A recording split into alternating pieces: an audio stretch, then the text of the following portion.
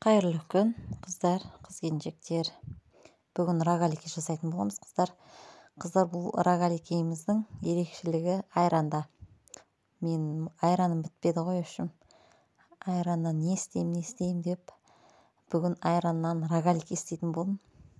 Бір жұмыртқа кетеді, 200 грамм қант, тұз, қасықтың ұшымен ғана. Жұмыртқамыз, айранымыз, сары майымыз жылы болу керек, комнатный температура. Міне сары май болғанда 120 грамм ғана, кішкентай ғана, көп емес.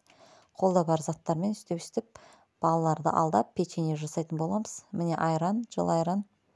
Егерде көбірек жасаймын десеңіздер, көбірек қоса беріңіз айрандарыңызды. Тіпті сары май болмай жатса, сұйық май қоссаңыздар болады. Жақсылап араластырып, ұн қосып жатқаным. Ұным менің електен өткен. Және бір қасық разрыхитель, қопсытқыш яғни. Осыны илеп, венчиктің көмегімен үстіп араластырып аламыз.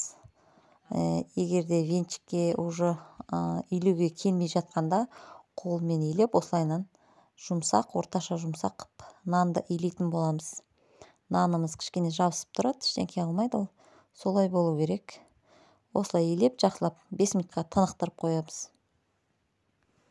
Қыздар, 5 минуттан кейін алып, 4-ке бөліп, рогаликиларыңызды пісіре берсеңіздер болады. Өйткені бұл жерде дрожж жоқ, разрыхитель болған соң, бұл жерде ешқандай көп нанды тұрғызып, көтеріліп, күтудің қажеті жоқ. Қыздар, менің каналыма тіркелмесеңіздер, тіркеліп кетіңіздер, комментария жазып кетіңіздер. Видео ұнап жатса, лайк басыңыздар. Жұқа қылып жайып аламыз, видеодан көріп тұрғандарыңыздай. Мен рогаликидің ортасына вареный сгущенка жақтым. Өйткені үйде вареный сгущенка кішкене қалып кеткен екен. Бұл жерде мен балаларға тәтті печенье ретінде бір жағынан сондай пісіріп жатырмын. Міне, вареный сгущенканы көп емес, аз ғана, аз мөлшер. Өйткені көп салсаңыздар, шет-шетінен піскен кезде шығып кетеді.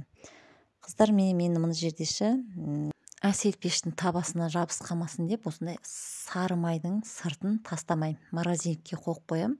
Кейін осындай пісірген кезде сатып алмаймын. Сол сары майдан қабығын алып, осылай лайфхак астына қойып қойсаңыздар, жабыспайды. Бір жағынан табанында майламайсыздар, рахат. Сатып та алмайсыздар. Үстіп 4-ке бөлеміз. 4-ке бөлгеннен бір кусогын тағы да 3 бөлікке тағы да бөлеміз. Осылайынан аз-аздан салып, рогаликиді орап, уақыттарыңыз болып жатса, қыздар, әрине, осы домалатып болғаннан кейін бір 10-15 минутқа қойып қойсаңыздар да болады. Ол кезде тіпті жақсы болып, көтеріліп, жұмсақ, воздушный болады. Мен енді тез болғандықтан балаларға сабаққа шаймен ішіп кетсін деп, кішкене осылай тез қоя салдым. Қыздар, рогаликидің бетіне жағатын жұмыртқасы жоқ болып қалды. Сондықтан мен 2 қасық сүт, 2 қасық айран, 2 қасық құмшекер, кішкентай қасықпен соның бәрін араластырып, рогаликидің бетіне жақтым. Сол кезде рогаликиларыңыз қызарып, әдемі болады. Егерде осындай жұмыртқаларыңыз болмай жатса, осылай істеулеріңізге болады. Бір жағынан рогаликидің бетіне тәтті болып, құмшекері күшті болып шығады. Міне. Қыздар, менің келесі видеомды күтіңіздер. Мен айранмен тесто илеп, ерекше тамақ жасайтын боламын. Менің каналыма тіркеліп, лайк басуды ұмытпаңыздар. Қыздар, міне керемет болып пісіп жатыр. Қыздар, айраннан рогалики жасап көріңіздер. Өте керемет болады. Жұмсақ.